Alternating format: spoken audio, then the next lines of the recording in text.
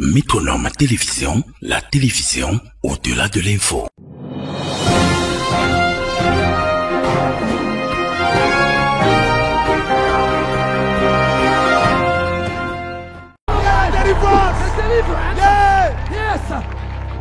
Il a 27 ans aujourd'hui, pas de guérison. Chaque fois il tombe. Yeshua, va te délivrer. He will deliver you.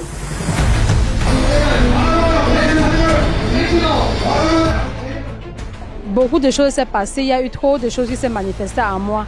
Quand toutes les intelligences sont mises au service de la distraction, de la démagogie, de la corruption surtout morale, des nominations par affinité, du tribal, on crée un terreur fertile à des phénomènes illogiques comme Kanguka. Oui, Kanguka, le pasteur des miracles. C'est partout sur la toile. Ça inonde et c'est viral. Cette foule incroyablement amassée comme du bétail dans un stade pour attendre d'un mortel venu d'ailleurs. Un vain miracle dit divin. Des hommes, des femmes douées de raison, je pense, venus de tous les horizons, se retrouver à Douala, plus précisément à Japoma, pour prier un humain, oui, un humain, d'invoquer à leur place l'Éternel pour qu'ils soient enfin sensibles à leurs pleurs, à leur célibat, à leur inculture. C'est à une tierce personne de prier pour eux, car, semble-t-il, leurs prières à eux sont atomes et aphones. Faut-il condamner cette foule, cette population? La réponse est évidente. Si Kanguka est l'arrivée, c'est qu'à forcément un départ lointain ou proche. Le lointain, on pourrait en parler sur des tomes que cela ne finirait pas. C'est la réalité du chômage, de la misère morale, financière, matérielle, spirituelle, éducationnelle, pour ne que citer cela. Le proche est au moins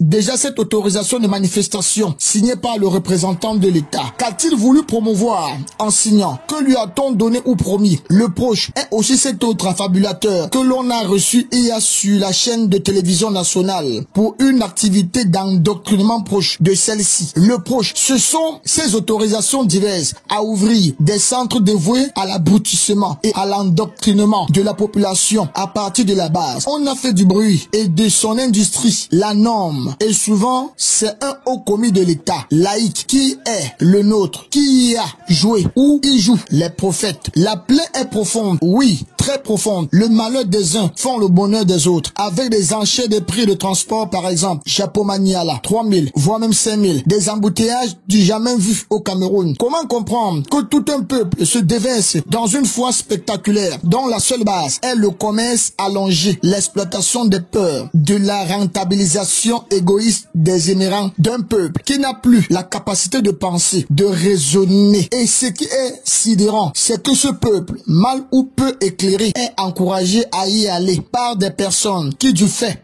de leur diplôme, ont acquis une renommée qui les présente comme des guides. On vous parlera de foi, mais la foi sans raison n'est que ruine de gaspillage d'énergie et de ressources. Comme l'a écrit quelqu'un, la foi ne peut être qu'une confiance en soi et non la croyance au miracle. En tout cas, tout va comme ce que j'ai vu à Douala, Japoma. Ce n'est plus la foi, mais un civisme moutonnier, un égarement caractéristique de la profondeur, de la crise systématique qui nous caractérise désormais. Au lieu de prendre des initiatives, de la réalisation de soi, on dépense des sommes faramineuses pour espérer voir le miracle s'accomplir. On n'a rien, mais on aide des capitalistes de la foi à faire fortune. Comment ne pas comprendre que Richard Bona, Achille Mbembe, Mongo Betty, Alexis Théa, Jean-Pierre Bekolo et d'autres grands intellectuels de ce pays ne soient connus de personne? Ici, on préfère les miracles de la réflexion. L'Afrique doit se réveiller, absolument. Je me demande, dans ces espaces, on loue le diable ou Dieu? Les caravanes de prière et de miracles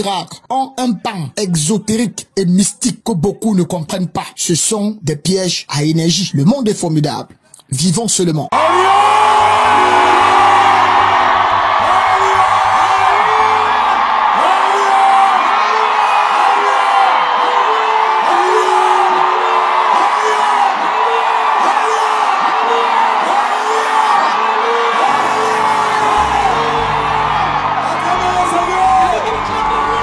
Métronome Télévision, la télévision au-delà de l'info. Le métronome.